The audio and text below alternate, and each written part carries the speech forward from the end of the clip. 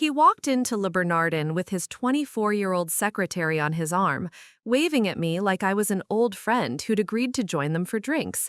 Little did he know, I'd spent 3 weeks preparing for this exact moment, and the leather portfolio under my chair contained documents that would destroy his life in ways he never saw coming. The maitre d' at Le Bernardin knew us by name. Dalton and Vivian Calvin, anniversary table, always the corner booth facing the harbor. Before we jump back in, tell us where you're tuning in from, and if this story touches you, make sure you're a subscriber, because tomorrow, I've saved something extra special for you. Tell us a duh. 15 years of the same ritual, the same overpriced wine, the same speeches about another year of partnership. But tonight would be different.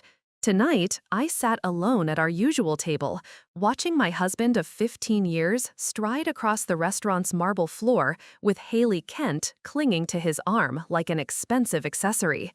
She was everything I used to be before marriage slowly erased me. Young, eager, wearing a red dress that probably cost more than most people's monthly rent. A red dress I'd seen the receipt for in his jacket pocket 3 months ago.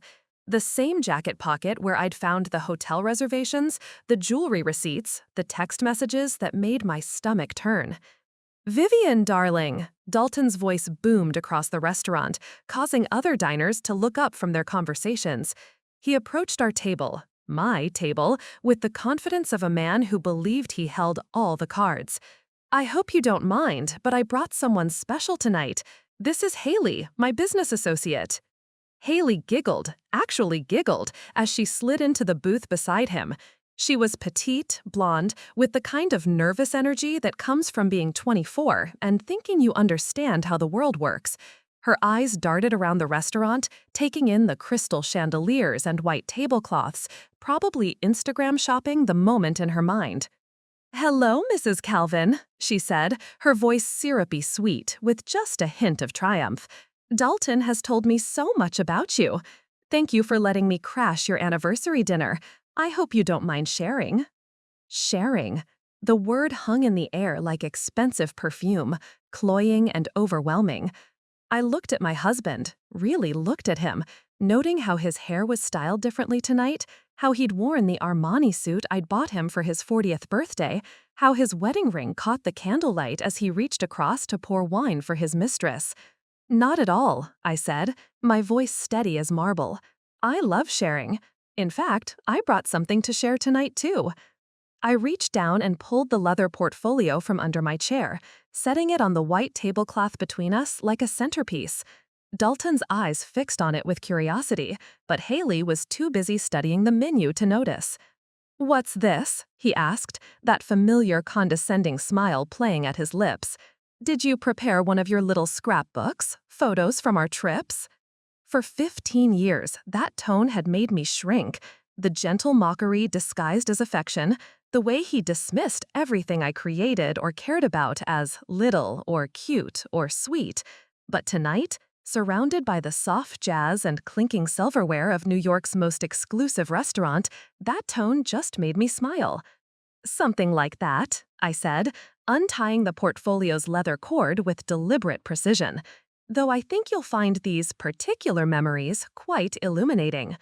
The first document I pulled out was a photograph, 8 by 10, glossy, professionally printed.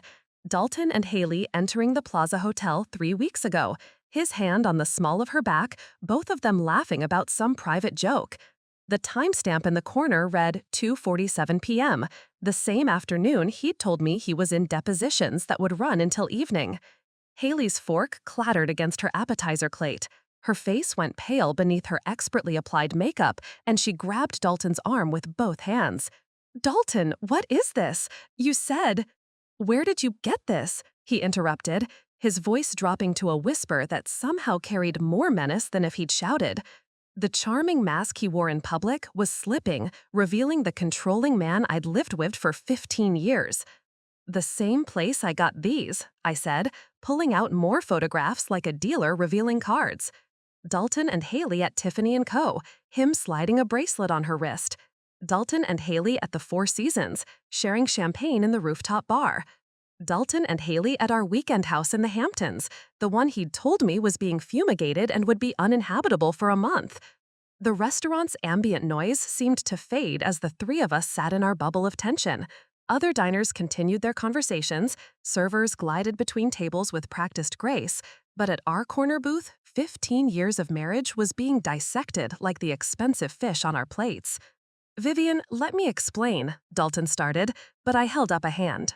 "Please, let me finish sharing first." I pulled out the next set of documents, and this time, his face went completely white. Bank statements are so revealing, don't you think? Especially when someone's been moving money into offshore accounts for the past 2 years.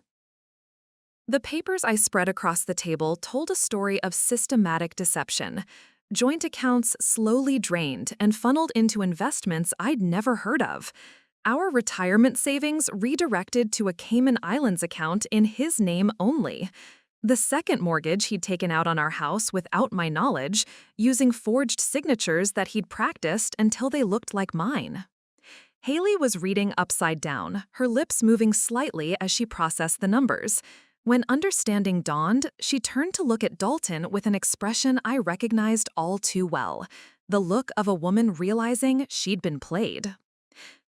"You told me you were already divorced," she whispered.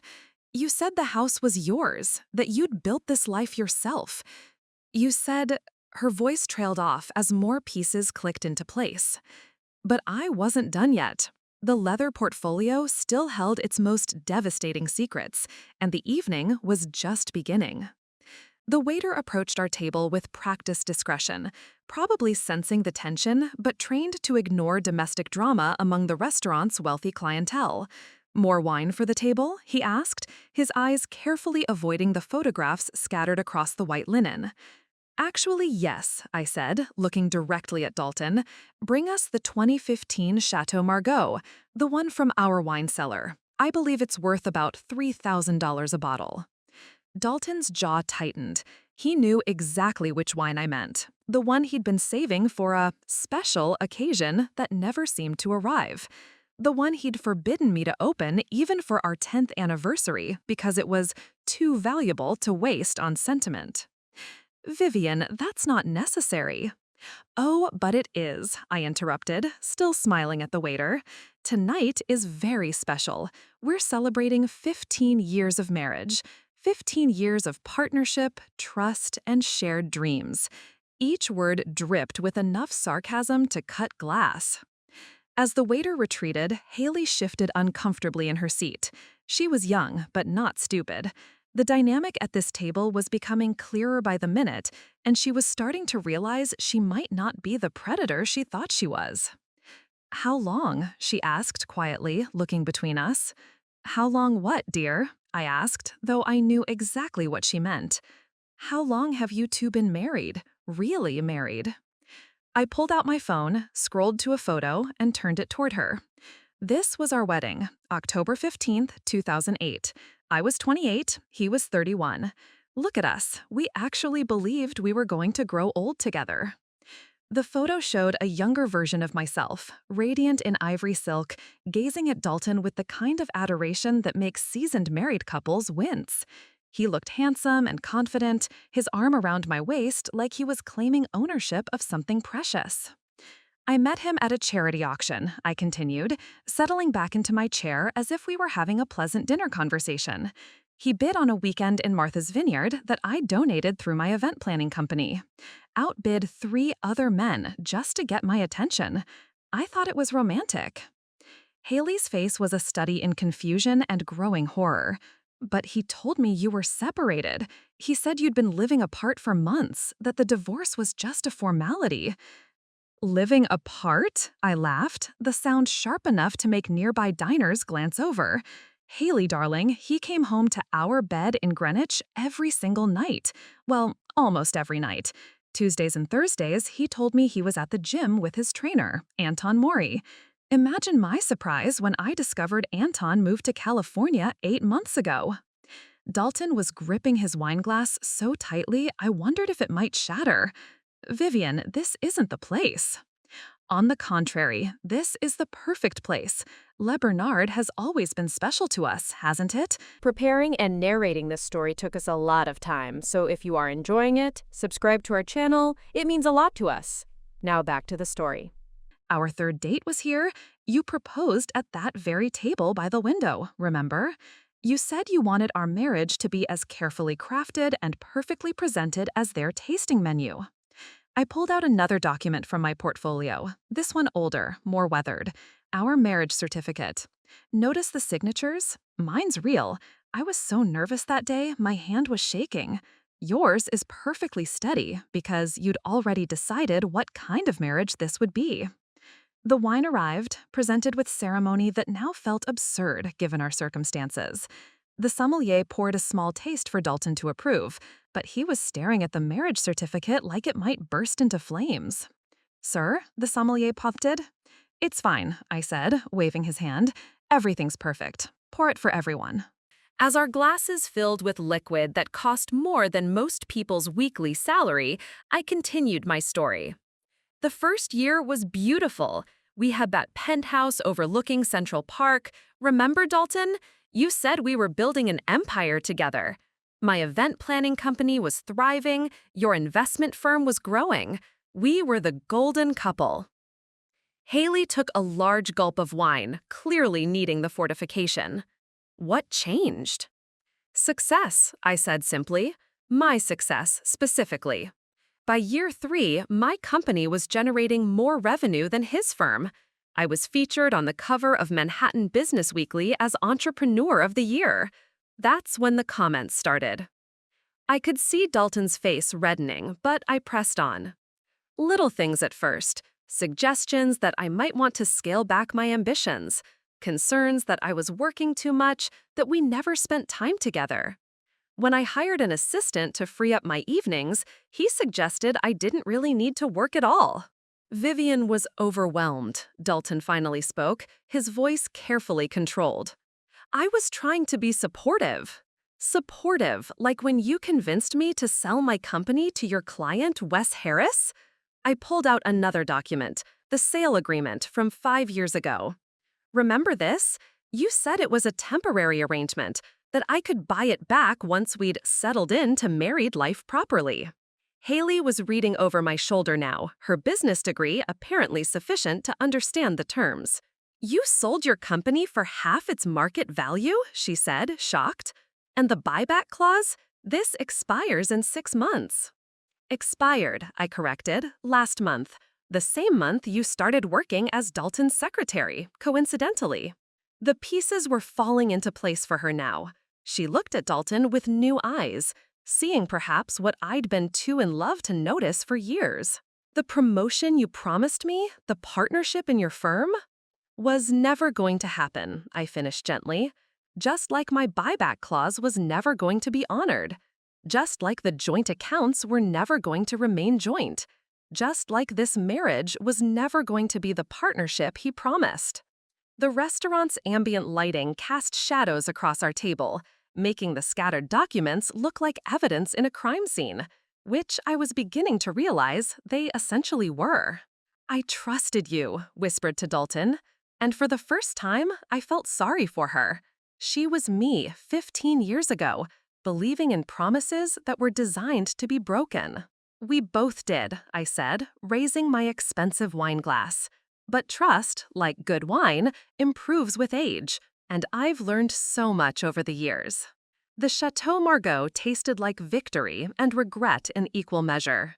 I savored it while watching Dalton's carefully constructed facade crumble with each document I revealed. But the financial papers and affair photos were just the appetizer. The real feast of evidence was still coming.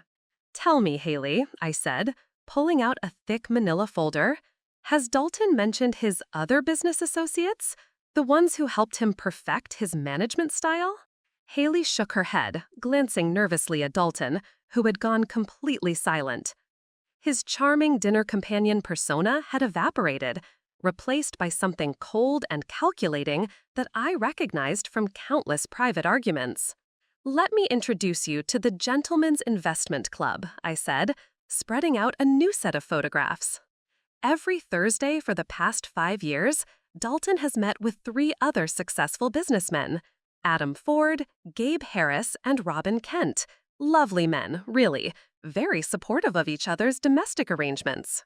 The photos showed the 4 men at an upscale private club, raising glasses in celebration. But these weren't typical business networking shots. Each photo was time-stamped and dated, corresponding with specific entries in a ledger I pulled out next. This is fascinating reading, I continued, opening the leather-bound book. Apparently, they keep score. Points for various achievements in what they call wife management. Dalton earned 50 points in March for convincing me to fire my personal assistant. Said I was getting too independent and needed to focus on our marriage. Haley's wine glass froze halfway to her lips. They scored you? Like a game? Oh, it gets better. I flipped through pages filled with Dalton's neat handwriting. 100 points for convincing a wife to sell her business. 200 points for successful financial consolidation. And the grand prize, 500 points for what they called replacement protocol. Dalton's face had gone from red to pale to a sickly gray color. "Where did you get that?" he whispered. From Naomi Ford, I said pleasantly, Adam's ex-wife. She's been documenting everything for 3 years, ever since she discovered their little club. Turns out, when you humiliate women systematically, eventually some of them start comparing notes. I pulled out my phone and showed them a group chat screenshot.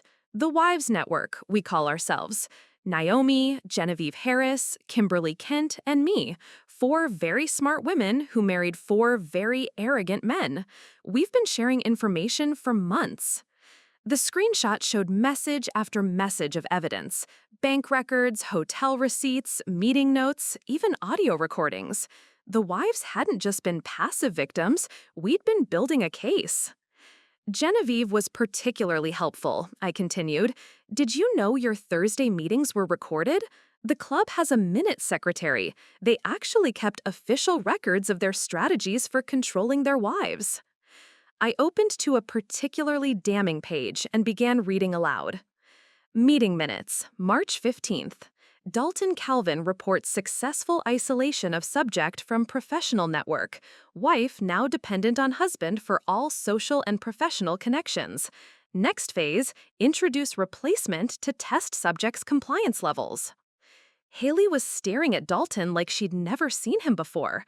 Subject? You called your wife a subject? It's clinical terminology, Dalton said weakly. We were just analyzing relationship dynamics. Analyzing? I laughed, pulling out another folder. You mean like this analysis? The new documents were worse. Psychological profiles of each wife, detailed assessments of our compliance levels, strategies for maintaining control, and most chilling of all, timelines for what they called strategic replacement.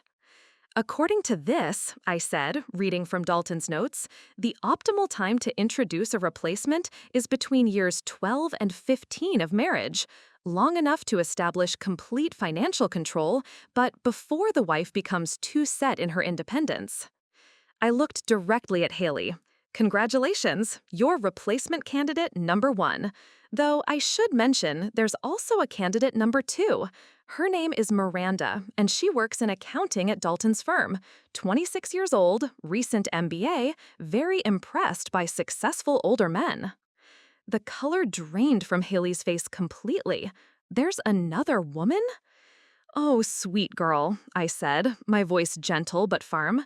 Did you really think you were special? This is a system, a carefully designed, meticulously planned system for using and discarding women. I pulled out the final folder from this section, the one that had taken me weeks to compile. Bank records for all 4 men, cross-referenced with their wives' financial histories. Notice the pattern? Each wife's assets were systematically transferred to joint accounts, then to accounts controlled solely by the husband. Each wife's career was subtly undermined until she became financially dependent. The numbers were staggering.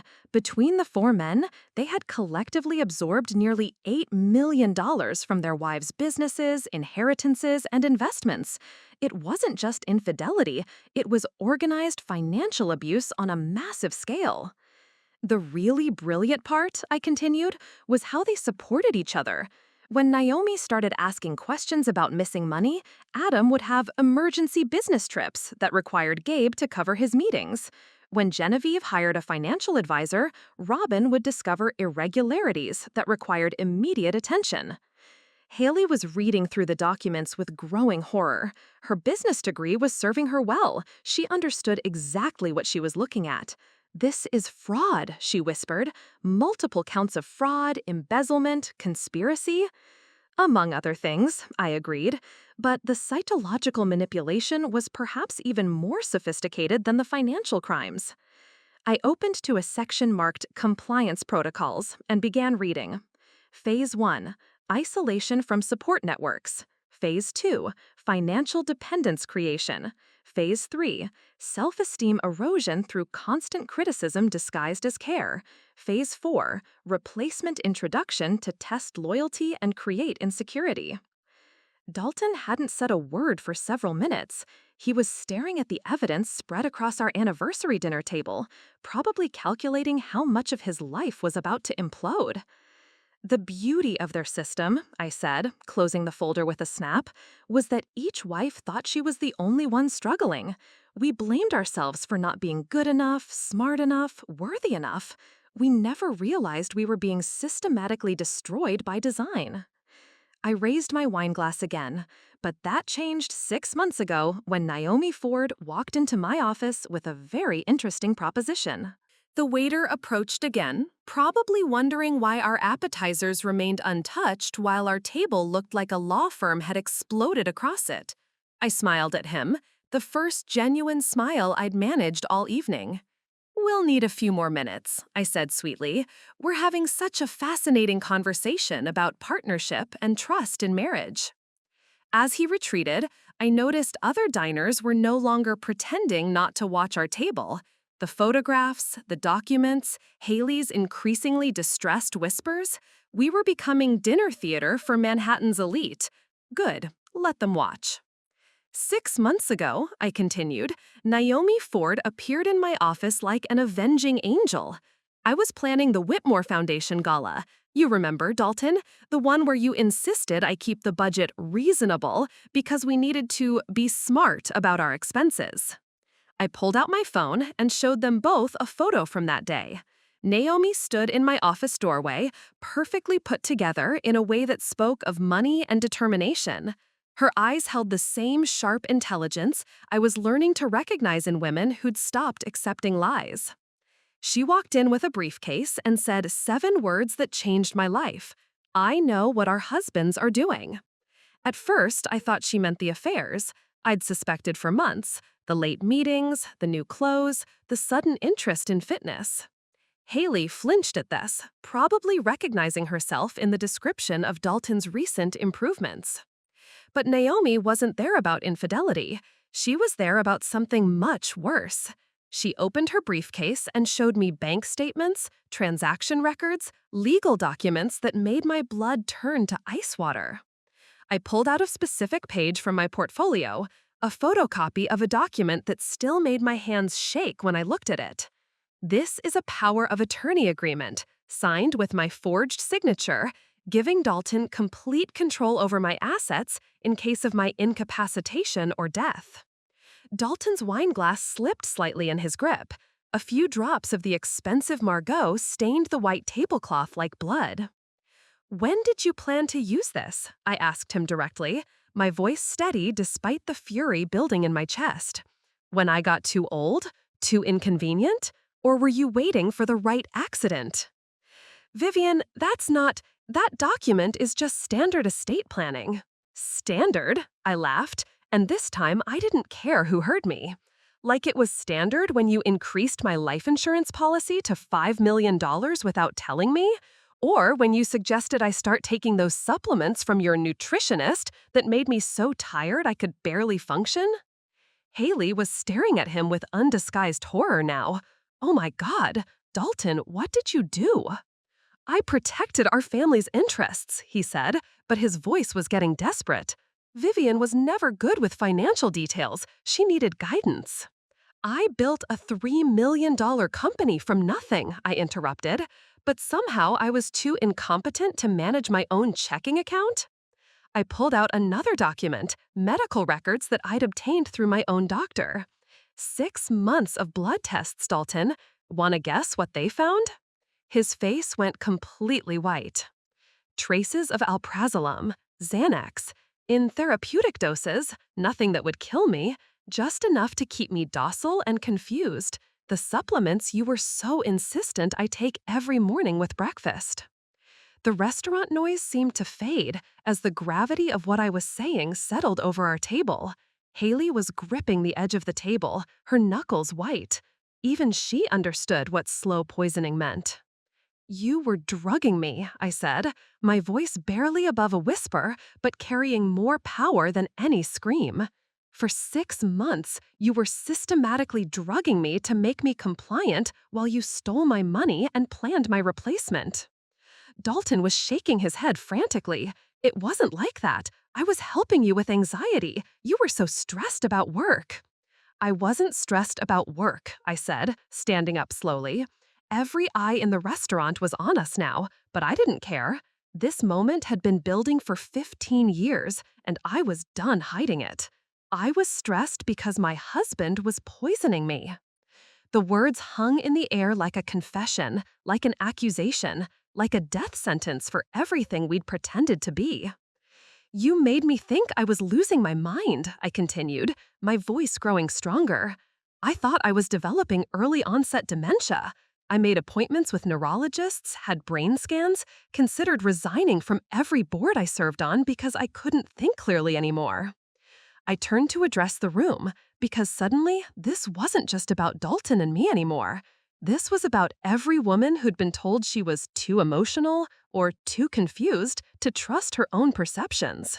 "Ladies and gentlemen," I announced to the restaurant, my voice carrying across the marble and crystal, "I'd like you to meet my husband, Dalton Calvin of Calvin Investment Group. For the past 6 months, he's been drugging me with anti-anxiety medication to make me more manageable while he embezzled my money and replaced me with his secretary." The silence that followed was deafening. Forks paused halfway to mouths. Conversations died mid-sentence. Even the server stopped moving. Dalton lunged across the table, scattering documents and knocking over his wine glass. "Vivian, stop this! You're having an episode! You need help!" "The only help I need," I said, stepping back from his reaching hands, "is a good lawyer, which, fortunately, I have." I pulled out my phone and held it up, showing the screen, a call in progress, timer showing it had been running for 37 minutes. "Say hello to Genevieve Harris, everyone. She's not just my friend, she's also a partner at Morrison, Kent & Associates, one of the city's top family law firms. She's been listening to every word." Genevieve's voice came through the phone speaker, clear and professional. "Good evening, Mr. Calvin. This is to inform you that divorce papers will be served to your office first thing Monday morning. I'd also like to thank you for providing such a comprehensive confession to multiple felonies in front of so many witnesses." Dalton grabbed for my phone, but I was already moving toward the exit, my portfolio of evidence tucked safely under my arm. "The police are already on their way," I called back to him. "Something about a suspicious death threat reported by a concerned citizen. Funny how seriously they take attempted poisoning these days." As I reached the restaurant's entrance, I turned back one last time to see Dalton still sitting at our anniversary table, surrounded by the wreckage of his carefully constructed lies, with Haley staring at him like he was a stranger, which, I realized, he always had been. The cool October air hit my face like freedom as I stepped out of Bernardin. Behind me, I could hear the chaos beginning, raised voices, the scraping of chairs, probably Dalton trying to salvage some dignity, while Haley processed the fact that she'd been sleeping with a would-be murderer. My phone buzzed with a text from Genevieve. "Police ETA 3 minutes, car waiting at corner of 51st. Get in and go." A black sedan idled exactly where she'd said it would be. The driver, a woman about my age with kind eyes and calloused hands, smiled at me in the rearview mirror as I slid into the back seat. "You're Vivian?" she asked. "I'm Detective Sarah Martinez. Off duty tonight, but Genevieve asked me to make sure you got somewhere safe." As we pulled away from the restaurant, I saw the first police car arriving, its silent red and blue lights painting the sidewalk. Through Bernardin's windows, I could see Dalton gesticulating wildly at officers while Haley sat frozen in her chair. "How long have you known?" Detective Martinez asked as we drove through the city streets. "Known what, exactly? That he was trying to kill you?" The words hit me like a physical blow, even though I'd been thinking them for months. Hearing someone else say it made it real in a way that all my evidence and documentation couldn't. "I suspected the poisoning for about 3 months," I said slowly. "But the insurance policy changes, the forged documents, I didn't piece those together until Naomi showed me the pattern." We pulled up to a nondescript office building in Midtown. Detective Martinez walked me up to the 15th floor, where the brass nameplate read Harris and Associates Private Investigation. The office was buzzing with activity despite the late hour. Naomi Ford sat at a conference table covered with laptops, documents, and what looked like surveillance equipment. Beside her, a woman I didn't recognize was typing rapidly on multiple keyboards. "Vivian!" Naomi stood up and embraced me tightly. "You were magnificent. Absolutely magnificent." "This is Kimberly Morey," she continued, introducing the woman at the computers. "Robin's ex-wife and our digital forensics expert. She's been tracking the money trail for months." Kimberly looked up from her screens with tired but determined eyes. "Your husband and his friends weren't as clever as they thought. Digital footprints are nearly impossible to erase completely." She turned one of her monitors toward me, showing a complex web of financial transactions. "Look at this.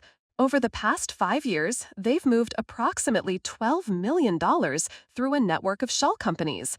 Your money, Naomi's inheritance, Genevieve's business assets, all filtered through fake businesses in Delaware and the Cayman Islands." I sank into a chair, overwhelmed by the scope of it. $12 million? "That's just what we've found so far," Naomi said grimly. "Kimberly thinks there's more. They were planning something bigger than just divorcing us and keeping the money." "What do you mean?" Kimberly pulled up another screen showing insurance policies and legal documents. "Each of you had substantial life insurance policies increased in the past 2 years. Each of your husbands has been carefully documenting your supposed mental instability and erratic behavior to family and friends." The room went cold. They were planning to kill us? "Not directly," Detective Martinez said from the doorway. She'd been making phone calls but had apparently finished. "More sophisticated than that. Create a pattern of documented mental illness, then arrange accidents or suicides that would look plausible given your deteriorating mental state." She handed me a thick folder. "This is what we've compiled on Dalton specifically. The supplements weren't just to make you docile, they were to create a medical history of anxiety and depression. The forged power of attorney would let him control your assets if you were incapacitated, and the insurance money would be his consolation prize if you died tragically young." I flipped through the folder, seeing my own life reflected back as evidence in a murder plot. Medical appointments I didn't remember making, prescriptions for medications I'd never taken, conversations with my doctor about concerns for my mental health that Dalton had apparently initiated. "He's been building a case for my incompetence for 2 years," I whispered. "Longer," Kimberly corrected. "I found emails going back 3 years where he's telling mutual friends about your episodes and his concerns about your stability." My phone rang, Genevieve's number. "The police have him in custody," she said without preamble, "along with Adam and Gabe. Robin's still missing, but they'll find him." "What are the charges?" "For now, fraud, embezzlement, forgery, and attempted poisoning. But Detective Martinez thinks the DA will add conspiracy to commit murder once they analyze all the evidence Kimberly compiled." I looked around the room at these 3 women who had become my lifeline. "How long have you been planning this?" Naomi smiled grimly. from the moment I realized what was happening to us. We've been documenting everything, building cases, preparing for this moment for 8 months. The Wives Network was never just about emotional support, Kimberly added. It was about survival. They were methodical about destroying us, so we had to be methodical about destroying them first. Detective Martinez's phone buzzed. She answered, listened, then looked at me with satisfaction. Your husband just asked for a lawyer. Apparently, he's claiming you're delusional, and this is all an elaborate breakdown. Perfect, I said, surprising myself with how calm I felt. Let him try that defense. I have 8 months of clear medical records showing exactly when the drugs left my system and my thinking became clear again. I stood up and looked out the window at the city lights below. Somewhere down there, Dalton was sitting in a holding cell, probably still believing he could charm his way out of this, like he charmed his way out of everything else in his life. But his greatest weakness had always been underestimating women. He'd spent 15 years teaching me to be invisible, never realizing that invisible women see everything. And now, everything he'd done in the shadows was about to be dragged into the light. The elevator doors opened directly into the penthouse office of Morrison, Kent & Associates, revealing a space that screamed power and precision. Floor-to-ceiling windows overlooked Manhattan, and the conference table could have seated a small army. But tonight, it hosted just 5 women who were about to wage a very different kind of war. Genevieve Harris stood at the head of the table, no longer the broken wife I'd first met 6 months ago. In her element, she was formidable. Sharp suit, sharper mind, and the kind of presence that made opposing counsel reconsider their life choices. Ladies, she announced as I took my seat, tonight was just the opening move. Now we destroy them systematically. The 5th woman at the table was someone I'd only heard about in whispers, Margaret Cromwell, the attorney who'd taken down Senator Blackwood in the corruption scandal that made national headlines. She was older, silver-haired, with eyes that had seen every dirty trick in the book and invented a few of her own. Before we proceed, Margaret said, her voice carrying the authority of someone who'd never lost a case that mattered, I need to understand the full scope. This isn't just about divorce settlements anymore. Kimberly pulled up her presentation on the room's massive screen. The Gentlemen's Investment Club wasn't just 4 friends sharing strategies. It was a sophisticated criminal enterprise masquerading as a social group. The screen showed a complex organizational chart. At the center were our 4 husbands, but branching out from them were dozens of other connections, business associates, clients, even other couples who'd been mentored by the group. They've been teaching these techniques to other men, Naomi explained, her voice tight with controlled fury. Weekend seminars disguised as investment workshops. They called it comprehensive life management, how to maximize your assets while minimizing your liabilities. Liabilities being wives, I said flatly. Exactly. Look at this client list. Kimberly clicked to the next slide, showing names and photos of couples who'd attended these seminars over the past 3 years. 47 couples total. We've reached out to some of the wives. Margaret leaned forward, her legal mind already seeing the implications. How many are willing to testify? 18 so far, Genevieve answered, but that number grows every day as word spreads. Detective Martinez has been coordinating with FBI Financial Crimes Division. This has become a federal case. My phone buzzed with a text from an unknown number. Is this Vivian Calvin? My name is Patricia Williams. I was married to one of your husband's clients. I think I need help. I showed the message to the group. Margaret smiled, not warmly, but with the satisfaction of a predator sensing wounded prey. The network is expanding, she said. Good. The more victims who come forward, the stronger our position becomes. Kimberly pulled up financial projections on her screen. Based on the patterns we've documented, we estimate the total theft across all victims at somewhere near $50 million. The number hung in the air like a death sentence. $50 million, stolen from women who'd trusted their husbands, who'd believed in partnership and love. The criminal charges will handle the justice aspect, Margaret continued, but we need to think strategically about asset recovery. These men hid money in complex structures specifically designed to be difficult to trace and recover. That's where this gets interesting, Naomi said, pulling out another folder. Remember how meticulous they were about documentation, how they kept records of everything? She spread out photographs that made my blood run cold, pictures from what looked like a retreat or conference. Our husbands stood at the front of a room full of men, presenting slides titled Asset Protection Through Strategic Marriage Management and Maximizing ROI on Domestic Investment. They documented their own crimes, I whispered. Extensively, Kimberly confirmed. PowerPoint presentations, training manuals, even video testimonials from successful graduates of their program. They were so proud of their system, they created a complete evidentiary trail. Margaret was already making notes. This changes everything.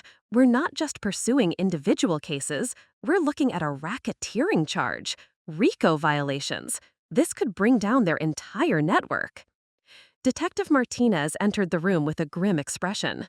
I just got off the phone with the FBI task force. They want to expand this investigation nationally.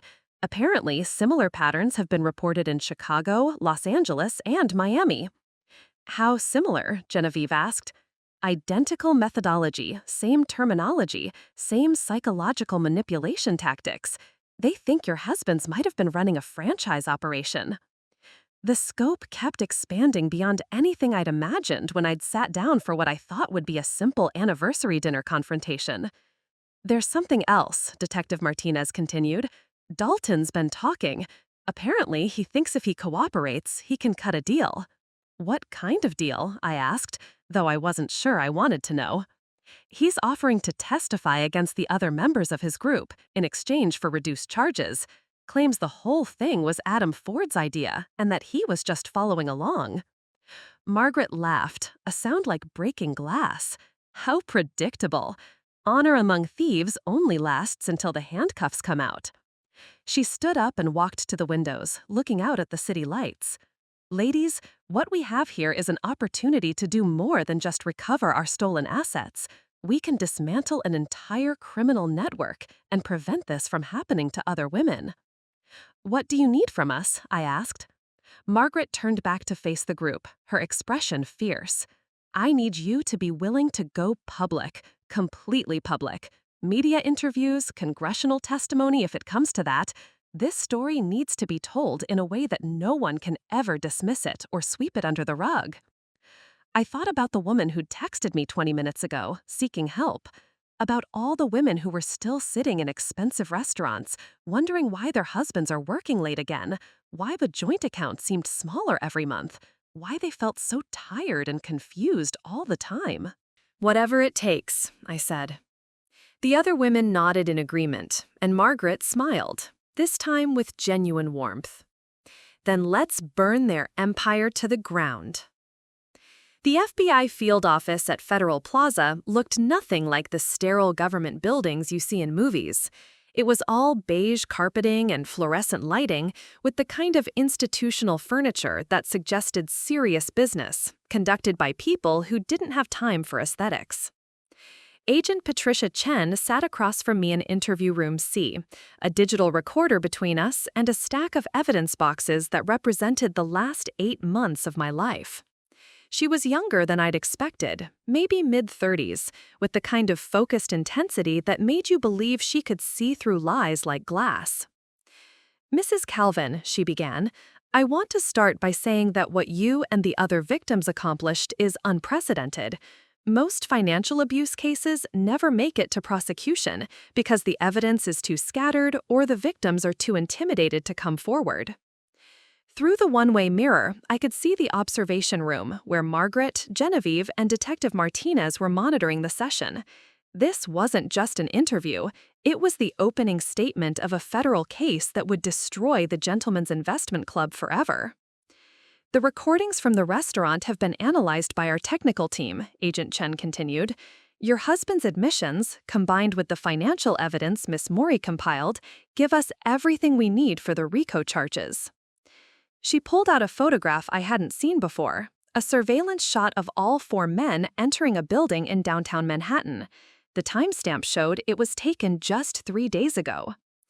This was their emergency meeting after your husband was arrested. We had the building under surveillance by then. She smiled grimly. They spent 4 hours trying to coordinate their stories and destroy evidence, all of it recorded. The door opened and Agent Chen's partner entered, Agent David Torres, a man who looked like he'd been born wearing a federal badge. He carried a tablet and wore the expression of someone about to deliver very good news. The warrant came through, he announced. We're executing simultaneous raids on all their offices, homes, and the private club where they held their meetings. As of 30 minutes ago, we've seized 17 computers, 42 phones, and enough paperwork to keep our forensic accountants busy until Christmas. Agent Chen turned back to me. We need you to walk us through the timeline one more time, focusing on when you first realized the scope of what they were doing. I closed my eyes, remembering that moment 6 months ago when Naomi had walked into my office with her briefcase full of horrors. It was like seeing a picture come into focus, I said. Individual incidents that I'd dismissed or rationalized suddenly formed a pattern.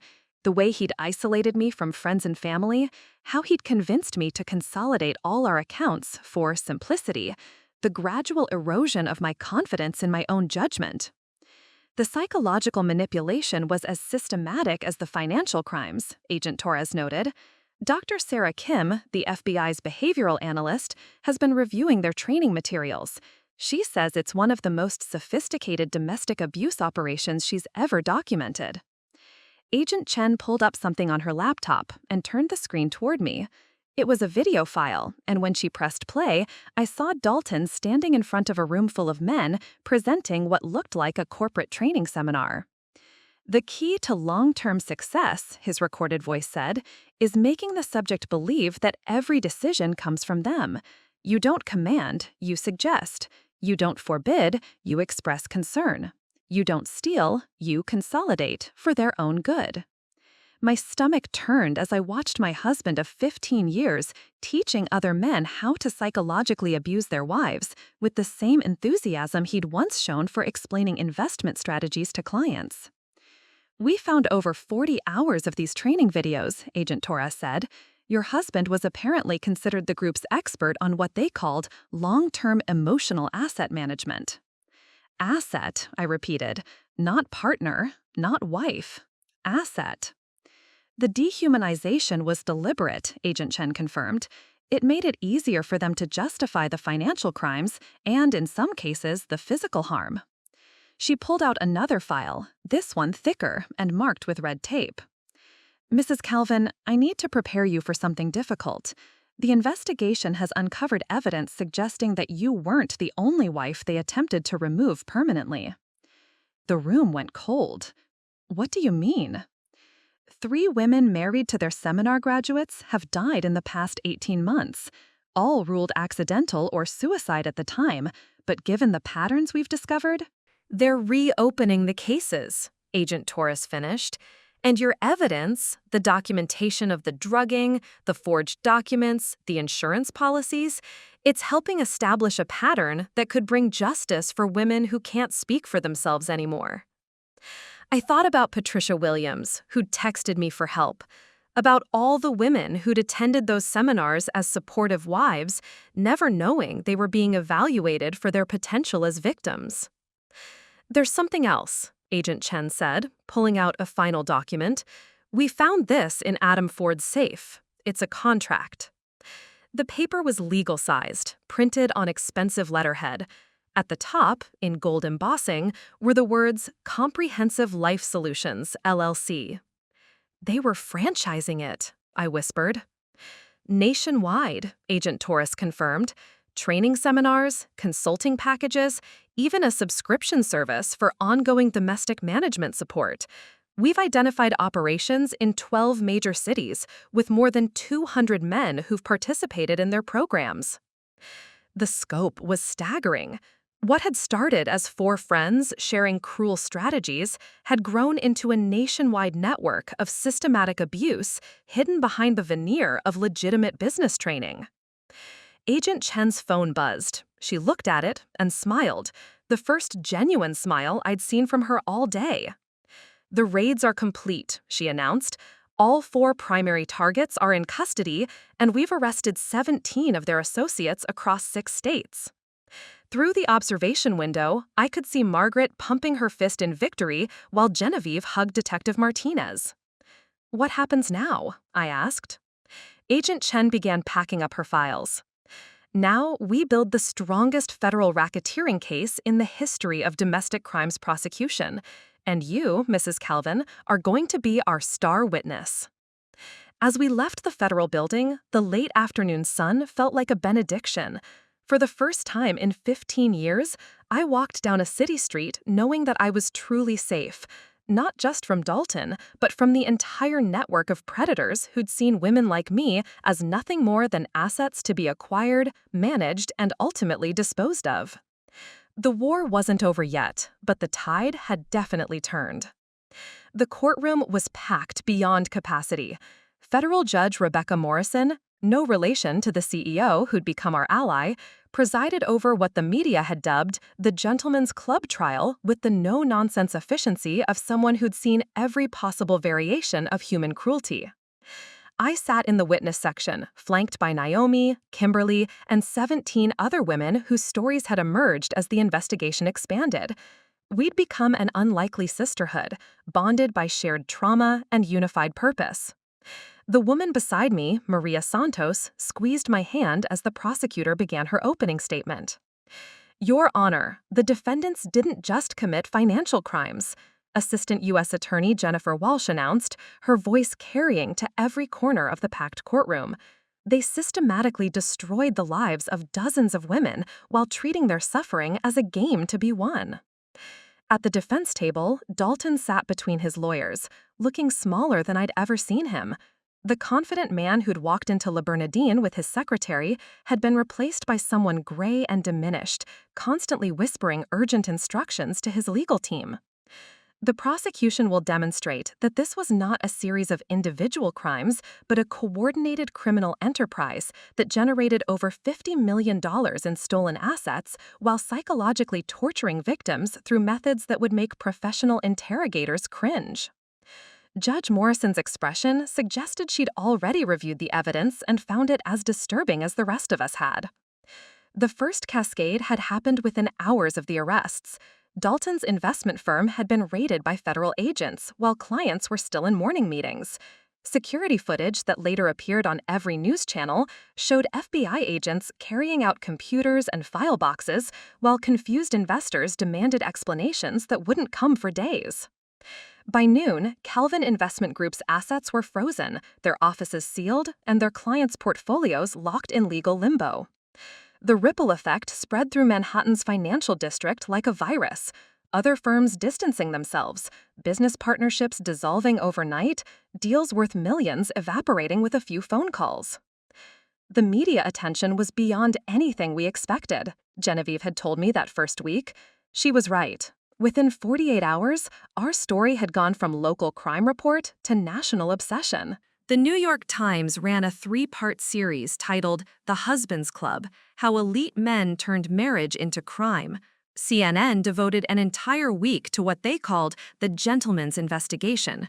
Social media exploded with women sharing similar stories under hashtags like #NotYourAsset and #Gentleman'sClubSurvivors. But the real cascade came from the victims we hadn't even known existed. Mrs. Calvin, the prosecutor continued her opening statement, was one of at least 47 women targeted by this organization. Some were wives of the core conspirators. Others were married to men who attended their seminars and implemented their techniques. And some, she paused, looking directly at the jury, some didn't survive to testify. The courtroom went silent. Everyone knew about the 3 suspicious deaths that were now being reinvestigated as homicides. Dr. Patricia Kim, the FBI's behavioral analyst, had testified during the preliminary hearings that the Gentlemen's Club materials contained specific instructions on how to manage terminal situations when wives became unmanageable assets. The euphemisms were clinical, but their meaning was murderous. My phone buzzed with a text from Detective Martinez, who was coordinating with law enforcement agencies across the country. Chicago PD just arrested 5 more. Your testimony is opening floodgates everywhere. The cascade was happening faster than anyone could track. Phoenix police had uncovered a similar operation targeting military wives. Miami's financial crimes unit was investigating a group that specialized in elderly women with substantial inheritances. Seattle authorities had found evidence of a network specifically targeting female entrepreneurs. The defendant Dalton Calvin, the prosecutor continued, clicking to a slide that showed our wedding photo next to bank records documenting the systematic theft of my assets, didn't just steal his wife's money. He stole her identity, her confidence, her health, and very nearly her life. The courtroom's attention shifted to me as the prosecutor recounted the poisoning, the forged documents, the insurance fraud. But I wasn't thinking about my own story anymore. I was thinking about the text messages that had been flooding my phone for weeks. Women from across the country reaching out with variations of the same story. Husbands who'd gradually isolated them, controlled their finances, documented their supposed mental instability, taken out large insurance policies. The Gentlemen's Club hadn't just been 4 men in Manhattan. It had been a template for systematic abuse that had spread like a disease through social networks of successful men who believed women were assets to be managed rather than people to be loved. The prosecution will show, Attorney Walsh continued, that this wasn't domestic violence as we traditionally understand it. This was organized crime specifically designed to exploit the trust and vulnerability inherent in marriage. At the defense table, Adam Ford's lawyer whispered something urgent in his client's ear. Ford shook his head vigorously, probably another plea deal being rejected. His pride wouldn't let him admit guilt, even as evidence mounted around him like floodwater. Robin Kent sat stone-faced beside his attorney, staring at the prosecution table, as if he could will the evidence to disappear. Gabe Harris looked like he was about to be sick, constantly mopping his forehead with a handkerchief that was already soaked with sweat. But it was Dalton's expression that held my attention. He kept glancing back at the gallery, looking for familiar faces that weren't there. His business associates had abandoned him. His country club had revoked his membership. Even his own brother had publicly distanced himself from the scandal. The isolation he'd so carefully constructed around me had become his own prison. Judge Morrison called for a brief recess, and as the courtroom emptied, I noticed a young woman approaching our group. She was maybe 25, professionally dressed, with the kind of determined expression I'd learned to recognize. "Mrs. Calvin," she said quietly, "my name is Jessica Chen. My husband attended one of their seminars last month. After seeing the news coverage, I hired a forensic accountant." She handed me a folder. "I think I'm victim number 48. I looked at the folder, then at the 17 other women seated around me, then at the packed courtroom where dozens more sat in support. The cascade wasn't slowing down, it was accelerating. And somewhere in America, another woman was discovering that the man she'd trusted with her heart had been trained to see her as nothing more than an asset to be exploited. But now, finally, she wouldn't have to face it alone. The Senate Judiciary Committee hearing room buzzed with activity as cameras positioned themselves for what would become the most watched congressional testimony of the year. Senator Patricia Williams, the same woman who texted me for help months ago and had since discovered her own husband's involvement in a Chicago-based franchise, called the hearing to order. Today, we examine a criminal enterprise that has operated in plain sight across our nation, she announced to the packed room. An enterprise that weaponized the institution of marriage to systematically abuse and defraud American women. I sat at the witness table between Dr. Patricia Kim, the FBI's behavioral analyst, and Margaret Cromwell, who'd become the lead attorney for a class action lawsuit representing over 200 victims. Behind us, the gallery was filled with women who'd emerged from the shadows once they realized they weren't alone. Mrs. Calvin, Senator Williams addressed me directly. Your case was the domino that started this avalanche. Can you help this committee understand how this network was able to operate undetected for so long? I leaned into the microphone, thinking about how to explain something so insidious that even I hadn't recognized it while living through it. Senator, these men understood something that law enforcement and social services didn't, that the most effective abuse happens when the victim doesn't know they're being abused. They created a system that made us complicit in our own destruction. The committee's ranking member, Senator Robert Hayes, shifted uncomfortably. He'd been surprisingly hostile during the preliminary questioning, asking repeatedly whether we were certain these hadn't just been bad marriages rather than criminal enterprises. Dr. Kim, Senator Williams continued, your analysis of their training materials revealed something unprecedented in domestic abuse cases. Can you explain? Dr. Kim pulled out a thick folder. What made this organization unique was their systematic approach to psychological manipulation. They didn't rely on physical violence or overt threats. Instead, they used sophisticated techniques borrowed from interrogation, cult recruitment, and corporate restructuring. She clicked a remote, and a slide appeared showing excerpts from the Gentlemen's Club training manual. The clinical language made the abuse sound like a business strategy, which, I realized, was exactly the point. They called it comprehensive life asset management, Dr. Kim continued. The terminology was deliberate. Treating wives as assets rather than people made it easier to justify the abuse psychologically. My phone had been buzzing all morning with notifications. The hearing was being live-streamed, and social media was exploding with women sharing their own stories. The hashtag #NotYourAsset had been trending globally for 3 weeks, spawning support groups, legal resources, and what the media had dubbed the Great Awakening. The impact has been measurable, Margaret interjected when Senator Williams asked about the broader effects. In the 6 months since Mrs. Calvin's case went public, domestic violence hotlines have seen a 340% increase in calls from women reporting financial abuse. Divorce filings in major metropolitan areas have increased by 67%, and most significantly, over 1,200 women have come forward with evidence of systematic abuse patterns matching the Gentlemen's Club methodology. Senator Hayes leaned forward, his skepticism evident.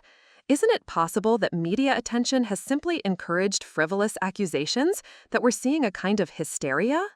The room went dead quiet. Margaret's expression could have frozen hellfire. Senator, she said, her voice dangerously calm, would you describe $50 million in documented theft as hysteria? Would you call the attempted murder of multiple women frivolous? The silence stretched until Senator Williams intervened. Mrs. Calvin, what would you want this committee to understand about the women who are still trapped in these situations? I thought about all the messages I'd received, all the women who'd reached out in desperation, all the stories that sounded like variations of my own nightmare. Senator, for every woman who's found the courage to come forward, there are dozens more who are still being told they're crazy, they're too emotional, they're imagining things. The Gentlemen's Club might be dismantled, but the techniques they taught are still being used by men across this country. I paused, looking directly into the camera. If you're watching this and something sounds familiar, trust yourself. You're not crazy, you're not alone, and it's not your fault. The hearing room erupted in spontaneous applause that Judge Morrison had to gavel down 3 times. But the real impact was happening beyond the cameras, in living rooms and offices across America, where women were finally connecting the dots of their own experiences and realizing they deserved better. The revolution had begun. 2 years later, I stood in the gleaming conference room of Calvin Recovery Solutions. Yes, I'd kept the name, but transformed its meaning entirely, looking out at Manhattan's skyline through floor-to-ceiling windows. The irony wasn't lost on me that my new office occupied 3 floors of the same building where Dalton's investment firm had once operated. The quarterly report looks incredible, said my COO, Jessica Chen, the same young woman who'd approached me during the trial as victim number 48. She'd proven to have a brilliant mind for operations and an unshakable commitment to helping other survivors. Our foundation had grown beyond anything I'd imagined possible. What started as a legal defense fund had evolved into a comprehensive network providing financial forensics, legal assistance, therapeutic support, and career rehabilitation for abuse survivors. We'd helped over 3,000 women reclaim stolen assets worth more than $200 million. The documentary premieres next week, Jessica continued, pulling up the marketing materials on her tablet. Netflix is predicting it'll be their biggest true crime release of the year. The documentary, titled Not Your Asset, The Gentleman's Club Exposé, had been 2 years in the making. Margaret had initially resisted the idea, worried about exploitation, but we'd maintained creative control and insisted that all proceeds go to survivor services. My assistant knocked and entered. "Mrs. Calvin, your 3 o'clock is here, Senator Williams and the congressional delegation." Senator Williams, formerly Patricia Williams, victim-turned-advocate, entered with 5 other legislators who'd been working on the Domestic Economic Abuse Prevention Act. The bill, inspired by our case, would create federal standards for recognizing and prosecuting financial abuse, mandatory reporting requirements for suspicious patterns in financial institutions, and funding for specialized courts. "Vivian," Senator Williams embraced me warmly, "the vote's scheduled for next week. We have the numbers." The legislation represented a fundamental shift in how America understood domestic abuse. For the first time, systematic financial manipulation would be prosecuted as seriously as physical violence. Banks would be required to flag suspicious account activities that matched known abuse patterns, and victims would have legal pathways to recover assets even when they'd been hidden in complex financial structures. "Any word on the appeals?" asked Representative Maria Santos, whose own survival story had helped her win a House seat in California. "Margaret expects the Supreme Court to decline to hear them," I replied. "Dalton and his associates will serve their full sentences. 25 years to life for racketeering, conspiracy, attempted murder, and what the judge had called crimes against the fundamental trust that makes civilization possible." Robin Kent had died in prison 6 months earlier, officially a heart attack, though rumors suggested the stress of being systematically abused by fellow inmates had been a contributing factor. "There's something else," Senator Williams said, her expression becoming serious. "International interest in our model is growing. The European Union wants to implement similar legislation, and we've been contacted by advocates in Australia, Canada, and the UK. I walked to the window, looking down at the street where tourists and business people went about their daily lives, most unaware of the quiet revolution happening in boardrooms and courtrooms across the globe. My phone chimed with a notification from our crisis hotline app, another woman reaching out for help, probably scared and confused, wondering if what she was experiencing was normal or if she was losing her mind. 2 years ago, she would have suffered in isolation. Today, she'd have an entire network of survivors ready to help her reclaim her life. "Ladies," I said, turning back to the group, "shall we get back to work? We have a world to change." The foundation I'd built from the ashes of my marriage had become something larger than revenge, larger than justice, larger even than healing. It had become hope. The email arrived on a Tuesday morning, 3 years after that anniversary dinner at Les Bernardin. The subject line simply read, "Help, I think I'm going crazy." I was in my home office in Greenwich, the same house where Dalton had once controlled every aspect of my life, now transformed into a sanctuary where I worked to free other women from similar prisons. The sender's name was Amanda Price, age 32, from Seattle. "Mrs. Calvin, I saw the documentary and something clicked. My husband has been giving me vitamins that make me sleepy. He says I'm too anxious, that I need to calm down, but I never felt anxious before we got married. I found bank statements showing money missing from our joint account, but when I asked about it, he said I must have forgotten about expenses I approved. Am I losing my mind?"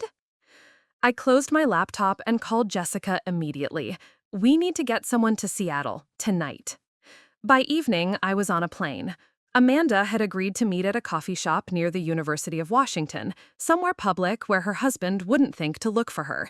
When I arrived, she was exactly what I expected, a successful woman who'd been systematically convinced she was failing at everything. She looked like I had 3 years ago, well-dressed but somehow diminished, constantly checking her phone, apologizing for taking up my time before she'd even started speaking. I keep thinking I should just try harder to be a better wife, she said, stirring her untouched latte with shaking hands. Maybe if I were more organized, more supportive, less emotional. Amanda, I interrupted gently, what did you do before you got married? I was a software engineer at Microsoft, led a team of 12 developers. We launched 3 major products that generated over $100 million in revenue. And now? I quit last year. David, my husband, said the stress was making me sick, that we didn't need the money anyway. She laughed bitterly. Except, apparently we do, because there's never enough for anything I want to do. I pulled out a folder, not unlike the one I'd carried into Le Barnard 3 years earlier, but this one was filled with resources, not evidence. Legal contacts, financial forensics experts, safe houses, documentation templates. Amanda, I need you to listen very carefully. You are not crazy. You are not too emotional. You are not failing as a wife. You are being systematically abused by someone who was probably trained to do exactly what he's doing to you. Her eyes widened as I explained the network that had grown from the Gentlemen's Club's ashes, less organized now, but still spreading through business conferences and online forums where men shared life management strategies. But I love him, she whispered. When things are good, he's wonderful. He says he's just trying to take care of me. I reached across the table and took her hand. I said the exact same thing. I defended him even while he was poisoning me. That's how these men operate. They make you grateful for the moments when they're not hurting you. We talked for 3 hours. I watched the same recognition dawn in her eyes that I'd experienced in that hotel room with Naomi Ford, the horrible relief of understanding that the problem wasn't her inadequacy, but his deliberate cruelty. By the time we parted, Amanda had agreed to see a doctor to test for drugs in her system, consult with our financial forensics team, and most importantly, to trust herself again. What happens next? She asked as we stood outside the coffee shop. Next, you remember who you were before he convinced you to forget. Then, you become someone even stronger. I flew back to New York thinking about cycles, how abuse perpetuates itself across generations and communities, but also how healing and empowerment can spread just as powerfully. Every woman we helped became a lighthouse for others lost in similar storms. Amanda texted me from the airport. Blood work shows benzodiazepines. I never took any prescription. You saved my life. I smiled, remembering Detective Martinez's words from 3 years ago. The best revenge isn't making someone else wait. It's never having to wait again. But I'd learned something beyond revenge in these 3 years. The best victory isn't destroying your abuser. It's making sure he can never create another victim. One woman at a time, we were changing the world.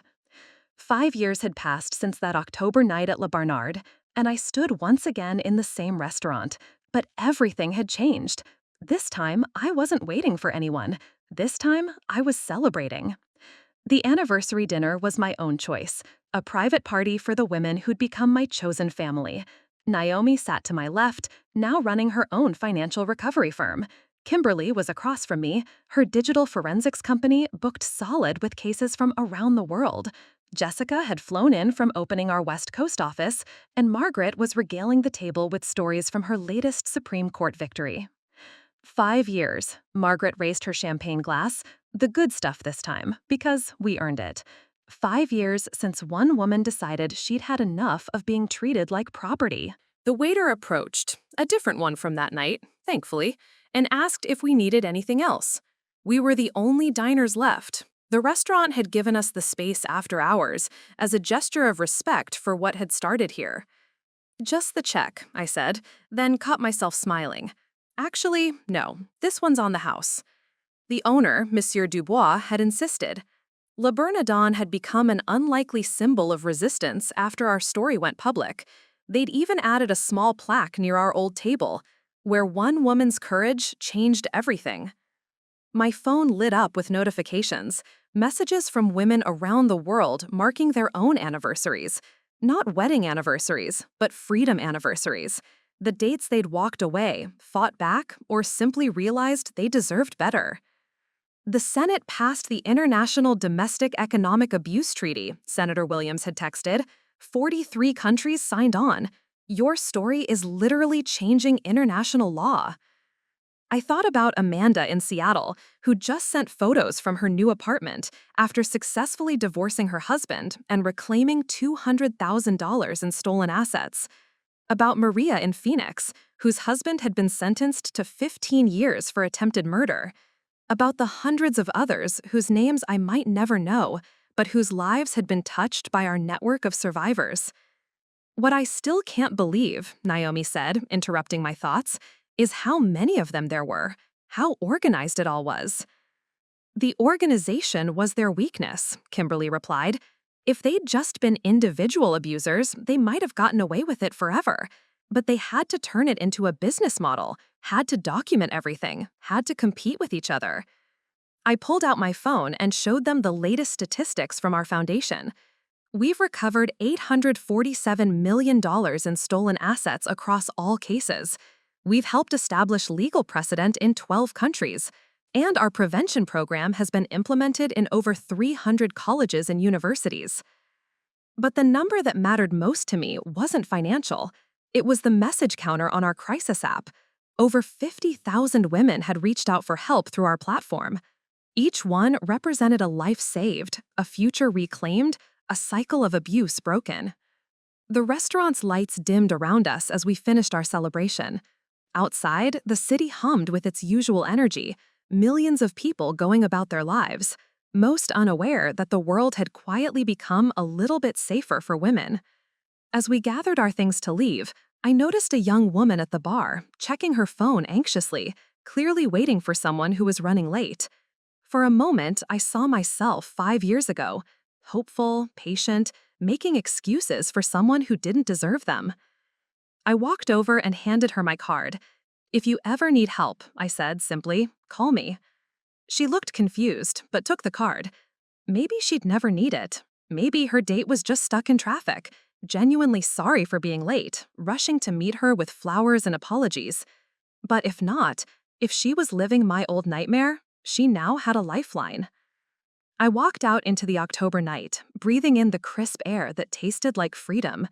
Somewhere in the city, Dalton was beginning his 6th year in federal prison, probably still believing that somehow I'd been the one at fault. Let him think that. I had more important things to do than waste time on a man who'd never learned that love isn't about ownership.